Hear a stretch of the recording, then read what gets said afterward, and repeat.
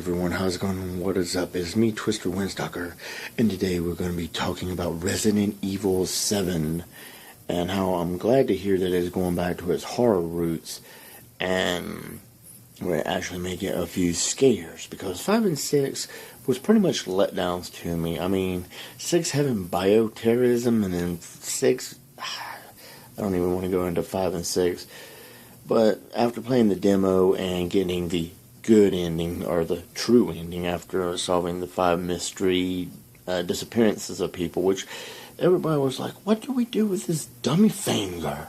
What do we do? Well, after the last update we found out, because you got a mannequin hand and you just point to where the people that mysteriously disappeared were at, and that was like, cool. And you finally get a pistol, and you finally get something to shoot at in the demo, because before all you got was like something from the kitchen that was absolutely useless. It's like, what do I do with this thing? And now that we all know what you do with the thing, it's like, yes. And I got the infected ending a few times, because fighting that monster they give you and not knowing exactly what to do, and then I had to go to the interwebs to actually get it, because it was like, I had the gist of it, I just didn't know that you could technically take it down with a pistol with 5 or 6 shots. And then, you know, once you get the valve and the key, you're free, because it despawns the whole entire monster thing, and then you can do the whole mystery disappearance things. And I was like, oh, well, that makes sense. I'm glad that worked out good. So, yeah. And I, like I said, had been disappointed with 5 and 6, because 1 through 4 was pretty good, I have to admit. And Code Veronica was even pretty good. And after that, they just kinda, I don't know, they were like Silent Hill and went downhill after, you know, the third one. It's like, well, Silent Hill went down after the third one. Or after, yeah, because the fourth one was, and then Downpour and Homecoming. Well, I have Homecoming. Homecoming almost made the game worth again, so I'm hoping that Resident Evil 7 BioHazard will do the same thing with the Resident Evil franchise, since it's the first time I actually have gotten a Resident Evil game on launch day since absolutely 4. So I'm excited, and I'm like, yes.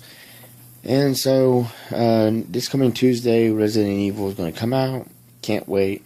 Can't wait to take on the Baker family finally, because other than the dad knocking you out in the demo saying, welcome to the family, son, during the 4 original endings, and then you had 2 different endings, and that was added with I think it's the Twilight expansion or add-on or whatever, and it's like, so it's good that we actually finally going to get to take on the Baker family. I can't wait to see what all that's about, because from what I've seen from the people that got to play a demo at the expo, it looks like the dad is going to be like one psychotic, almost invincible dude, and I hope that you take him on more than just that one occasion, and that, well, supposedly it's a long thing, but hopefully you take him on more than, you know, just you go back to that part of the house and you get to take him home again, and, you know, it doesn't completely end that way.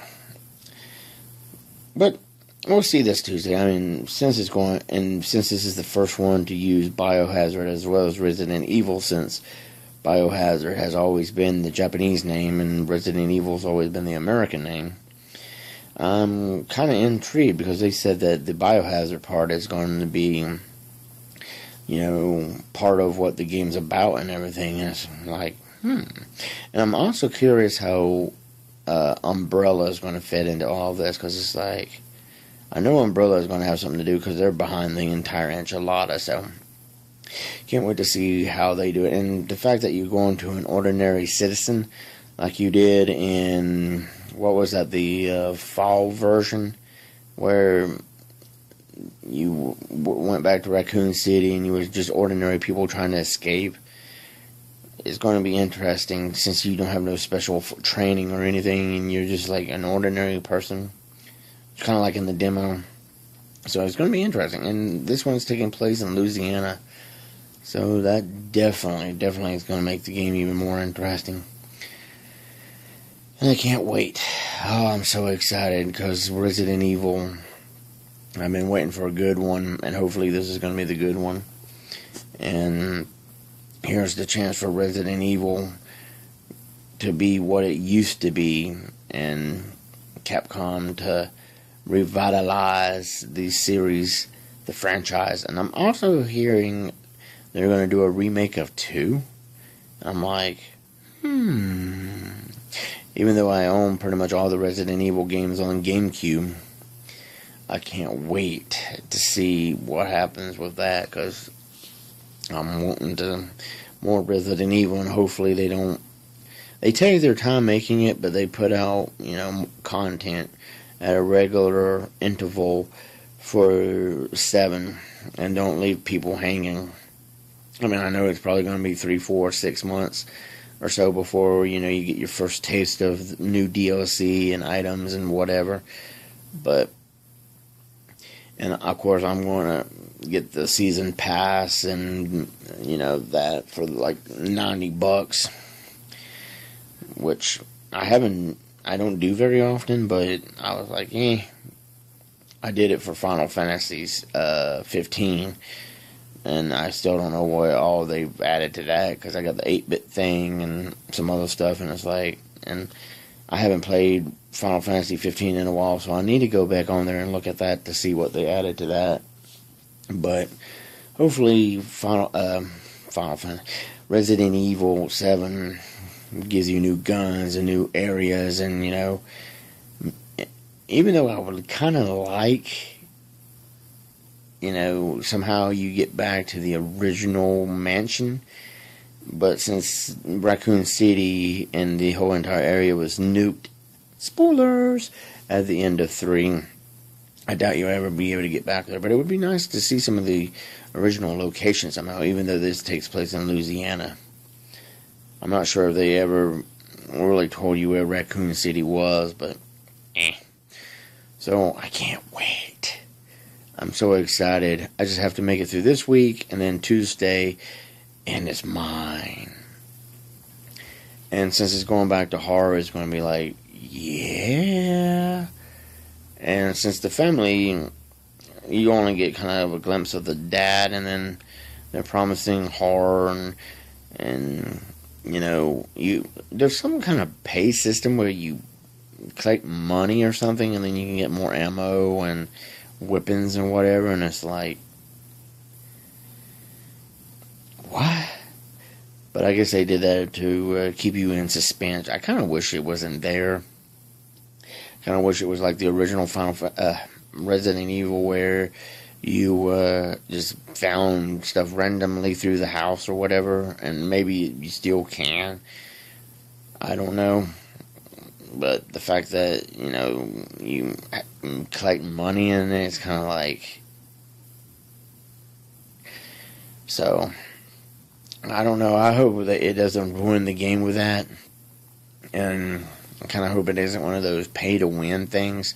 Of course, if it is like the trader in Tomb Raider and that mysterious dude in Resident Evil 4, it could actually be interesting. Because... I would actually like to see that, because that could make the game a whole lot better and worthwhile to play and all that good stuff. Because, yeah, but we'll have to wait and see and wait, and the closer it gets, the more excited I'm getting for the first time in a very long time for the Resident Evil franchise, because I kind of just played Revelations and 6 and 5, and it was and I'm kind of curious as to what characters they bring back and creatures they bring back and all that good stuff. So I'm really looking forward to this. I really am. So if you like this, give it a thumbs up, leave comments down below, subscribe, and I'll see you guys on the flip side.